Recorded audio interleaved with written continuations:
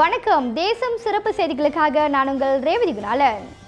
எந்த சமயத்தை அழிக்க நினைப்பவர்கள் தானாகவே அழிந்து போவார்கள். டத்தோ ஸ்ரீ சரவணன் ஆவேசம். இந்நாட்டில் அண்மைய காலமாக நிகழ்ந்து வரும் ஆலய விவகாரத்தில் மக்களிடையே ஒற்றுமை சீர்குலைவை ஏற்படுத்தி வரும் சில நபர்களின் நடவடிக்கையால் மக்கள் ஆவேசம் அடைந்துள்ளனர்.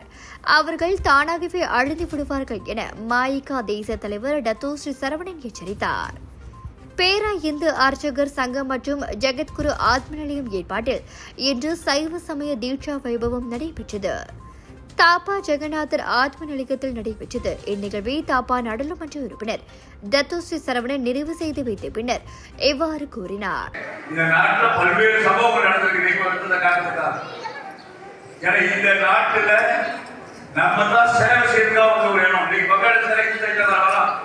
எப்போ வராலும் நாடு நல்லா இருக்கு, அதனால வரும். ஆனா நம்ம முன்னோர்கள், நம்முடைய தாத்தா பாட்டியர்கள் பாட்டக்கூடிய நாட்டுக்கு வரும்பொழுது நாட்டில் ரோடு கிடையாது, தண்ணி கிடையாது, ஹாஸ்பிட்டல் கிடையாது, மருத்துவ வசதி கிடையாது, எந்த வசதியுமே இல்லை. தண்ணி கப்பல்ல 1 மாசம் 2 மாசம் வந்தாங்க இந்த நாட்டுக்கு. வரும்பொழுது பாதி பேர் கொரோனால செத்து போனோம். மீதி வந்தவங்க ஒரு பகுதி காட்டுல பாம்பு கடிச்சு, பூரா கடிச்சு, பள்ளி கடிச்சு எல்லாம் செத்து போனோம். செத்து போய் என்ன செஞ்சாங்கன்னா மரம் வெட்டி ரோடு போட்டு தண்டவாளம் போட்டு இந்த நாட்டை வளர்ப்பாங்க. அப்ப காட்டுக்குள்ள போனவங்க என்ன சொல்ல, கடவுள் மட்டும்தான் சொல்ல. அங்கதான் சிலையை கொண்டு வரல, இங்கே ஒரு வெள்ள வச்சு தான் இந்த கடவுள் வழிபாடு. அப்படி தியாகம் செஞ்சு நம்ம இந்த நாட்டை உருவாக்கும். அதனால நம்முடைய மந்திரங்களுக்கு மிகப்பெரிய சக்தி. இந்நாட்டில் கொடியேறிய இந்திய சமூகம் நாட்டின் மேம்பாட்டிற்கு உழைத்தார்கள் என்பதை வரலாறு கூறும். நாட்டை மேம்படுத்தும் இடங்களில் கொடியேறிய இடங்களில் தங்களை காக்க ஆலயங்களை உருவாக்கினர். அது மறுப்பதற்கில்லை. இன்று நம்முடைய வரலாற்றை மறந்த சிலர் இந்து சமயத்திற்கு குந்தகங்களை ஏற்படுத்தும் நடவடிக்கைகள் இறங்கியுள்ளனர். அவர்கள் தானாகவே அழிந்து விடுவார்கள் என்று தமது ஆதங்கத்தை வெளிப்படுத்தினார். நம்முடைய மந்திரங்களுக்கு மிகப்பெரிய சக்தி. மலேசிய இந்து சங்கம் ஒரு நாள் வெயிட் பண்ணி ஒரே நேரத்தில் நாடு முழுவதும் நம்முடைய மக்கள் உழைக்க செய்கிறார்.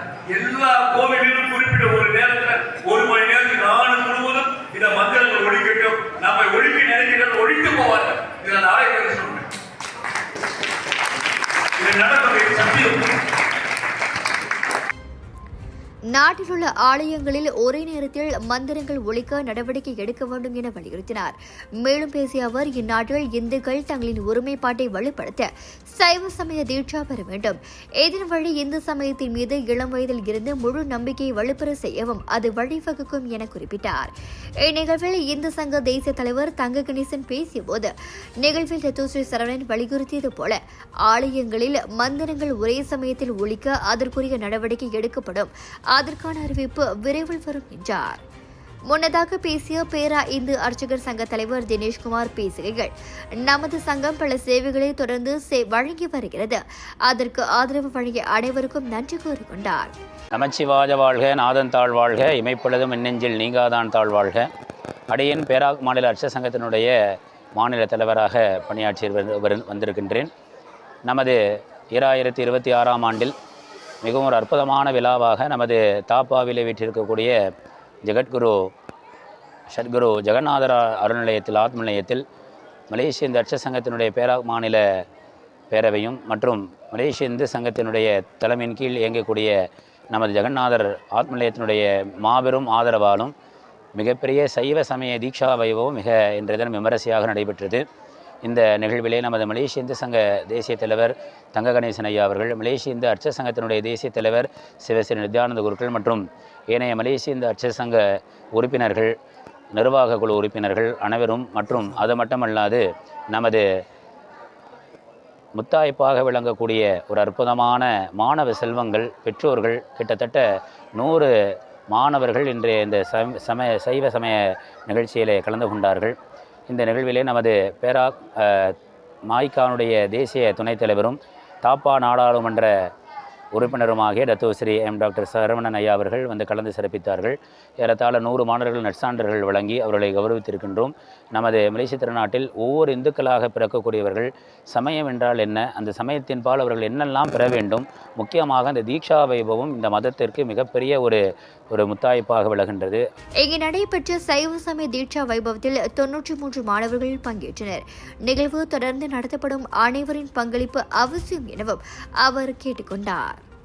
இத்துடன் இன்றைய செய்திகள் நிறைவடைகின்றன. மேலும் பல ஆன்மீக செய்திகளை தெரிந்து கொள்ள தேசம் டிவி மலேசியா யூடியூப், டிக்டாக் மற்றும் இதர சமூக வலைத்தளங்களை பின்தொடருங்கள். உங்களிடமிருந்து விடைபெறுவது நான் உங்கள் ரேவதி குணாளன். மக்களோடு தேசம், தேசத்தோடு மக்கள். நன்றி, வணக்கம். ஒரு வீட்டுக்கு ஒரு பட்டதாரி எனும் நிலை போய் ஒரு வீட்டுக்கு பல மருத்துவர்களை உருவாக்கும் நடவடிக்கையில் இறங்கியுள்ளது எய்ம்ஸ் பல்கலைக்கழகம்.